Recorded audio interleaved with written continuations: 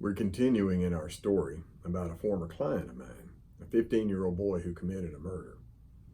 In this video, we'll examine what qualities Raymond Davis's attorney wanted to see in eventual jurors. Let's see if his ideas match yours. On a Friday morning, I entered Coffee Cafe and Miranda, my favorite server, greeted me. "Good morning, Mr. Lee." Several professors from nearby Baylor University and a number of attorneys and I often eat breakfast together, and we share a strong camaraderie with one another. Somewhere along the way, the boss man told Miranda she could offer coffee at a reduced price to her regulars. Sweet deal, isn't it? Phil Celestine, Raymond's court-appointed attorney, ordered a whole grain bagel. I got my usual, a blueberry pancake, no butter, sugar-free syrup.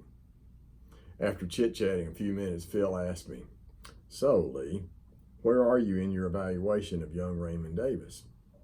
"I'm getting there, Phil. The deeper I dig, though, the more complicated this assignment gets." "Isn't that the truth?" said Phil. "I'm not sure how I want to present him to a jury if we ever get that far." "Are you considering taking Raymond to trial?" I asked. "I really don't want to," he said, "but I have to think in those terms at this stage in the game. If I give the DA's office the chance to portray him to a jury, though, they could paint a pretty ugly picture of him." "Well, you could turn those same facts into mitigation," I told him. "You could explain that Raymond has good qualities, but never had the chance to polish his fixtures, so to speak. If there's one thing I've learned about this kid, he's not the same person the public at large actually thinks he is."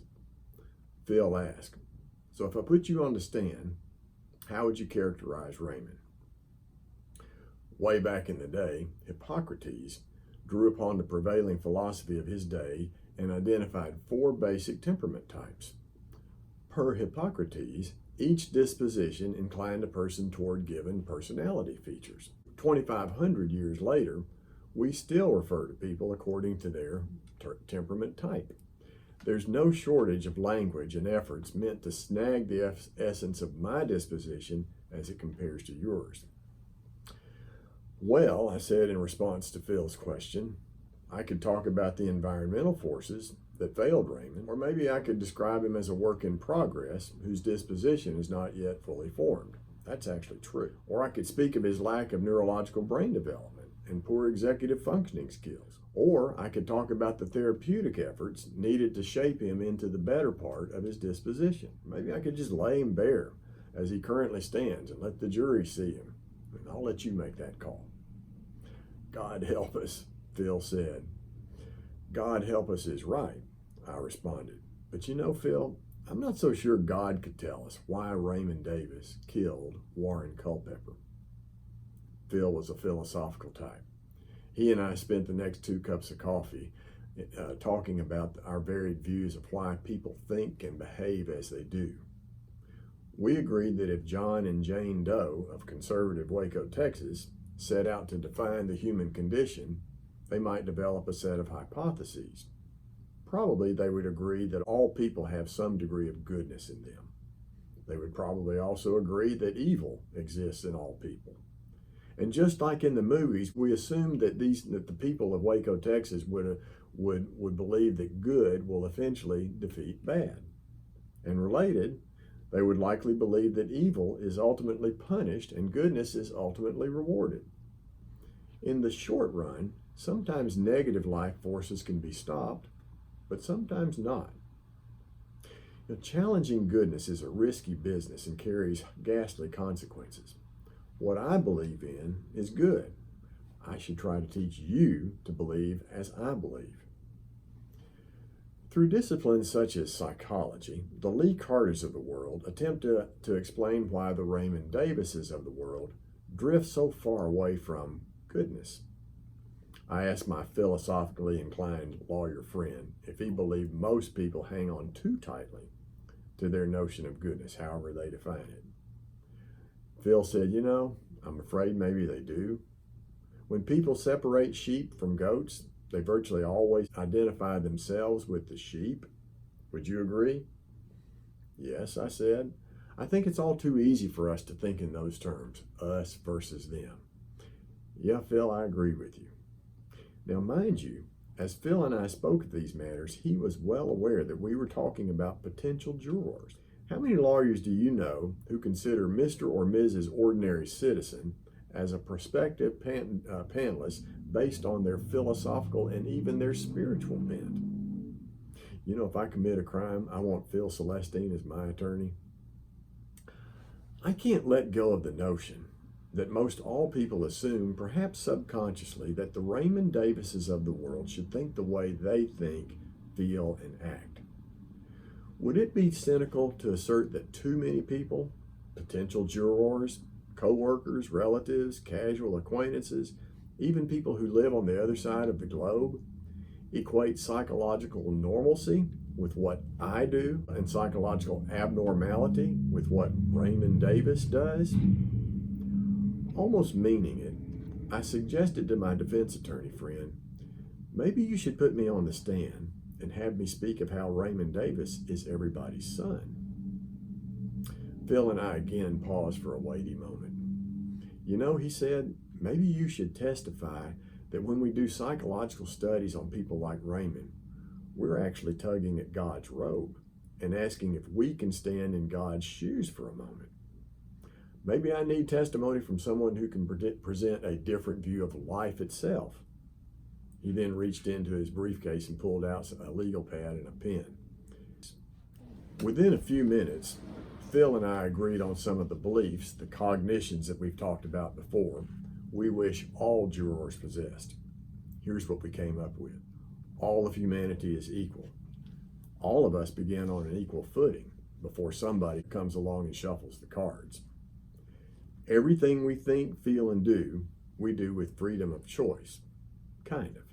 Actually, freedom of choice is limited by the beliefs we hold, and many of those beliefs are formulated at an early age. Too early. There are no repercussions from our free will other than what we cause. However love is defined, that's what life is all about. It's not my place or your place to explain the unexplainable. If we could do that, we would be king of the world, but we're not that. Wisdom, making heady decisions about someone else's fate, is about growing and seeking light and trusting and looking for meaning and accepting what is in the world. What happens now is our business. What happens next is not my choice to make. Or maybe it is. Phil, I ultimately said, you know, here's the reality of our situation. A 15-year-old boy killed a defenseless man in cold blood for $4 and walked, mind you, back to his girlfriend's apartment in the projects. I'll bet he was asleep before the poor victim's next of kin knew his fate. You know, Phil, you could redefine the Magna Carta in the courtroom, and I could paint a psychological picture of Raymond pretty enough to hang in the Louvre. But when the jury begins their deliberations, they may speak of what a fine defense lawyer Raymond had and say that expert psychologist should have been an evangelist. And then they'll ask the bailiff to send out to the hardware store for some rope so they can hang your boy. Phil almost laughed. It's nothing like having an expert on my team who insists that I see things so realistically. You've got quite a job in front of you, Lee. I really don't want to present these ideas to a jury unless, of course, we plead open to the judge. Or maybe we can strike a reasonable deal with the DA's office. Phil left the coffee cafe as I stopped by the drink counter to grab a to-go cup. Miranda poured up some fresh coffee and then reached for a bottle of chocolate syrup to give me a little squirt of extra sweetness. Obviously not wanting to intrude, but too curious to stay quiet, she cautiously asked, "Is someone in trouble, Mr. Lee?" "Yes, Miranda, someone's in trouble." "I hope you can help him," she said. "Everybody needs help sometime, right? I mean, I know I've done some things I shouldn't, but people helped me along, and now I'm doing real good." Sensing that Miranda wanted to reveal something personal, I asked her my favorite diagnostic question. "How's that?" She told me. I used to be pretty rebellious when I was a teenager. I'm not going to lie. I didn't listen to anybody. My stepfather kicked me out of the house when I was only 14. I didn't really have a place to go, so this lady took me in. She was a friend of my mom's. I stayed there until I was 18, and I didn't really do that well in her house. It kind of embarrasses me every time I think about how I used to be. You ever see people like that, Mr. Lee? I have spent far more time in Visitation 5 conducting evaluations of teenagers who've been charged with misdemeanor assault or runaway or with criminal mischief than I have interviewing boys who kill men. When I can, I offer therapeutic feedback to my young clients in hopes that a few informative or encouraging words will help steer them in the right direction. Some listen with interest, others turn a deaf ear. Look at you now, though, I said to Miranda. You're doing so well. How did that happen? Miranda told me. For a couple of years after I got kicked out, I stayed bad. I got suspended from school a lot. I drank probably every weekend. I hung out with the wrong crowd, got caught stealing. I don't know. I guess I got tired of being me. I started listening to the lady I lived with, and here I am. That's right, Miranda. Here you are. A smile crept over this still young lady's voice, one that surely offered a glimpse of her childhood purity, not the rebellious teenager she once was. Repeating herself, she said, "Everyone needs help sometime." As if steering me in the right direction, she said, "Whoever you and that lawyer were talking about, I hope you can help him." I'm glad you shared that story with me, Miranda, and I do need to be reminded to be patient with people who have made bad choices. You're right. All of us need a helping hand from time to time. Miranda smiled as she ripped open 3 Splenda packets, poured the powdered content into the takeout coffee cup, and stirred it up. Securing the cup with a plastic lid, she smiled.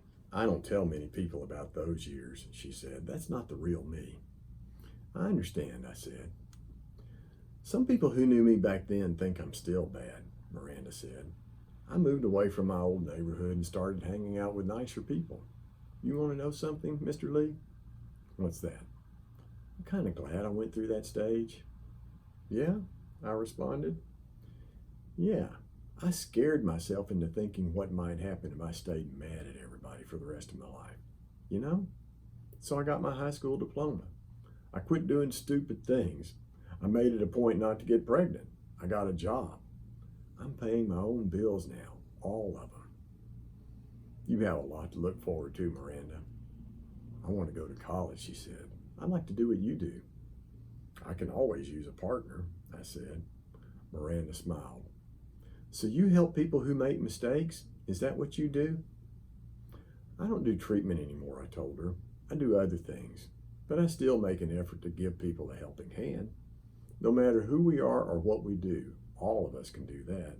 You agree?" "Yeah," she said. "I don't know. I just try to be good." "You are good, Miranda. You're a good person. Good people put chocolate syrup in other people's coffee." She beamed.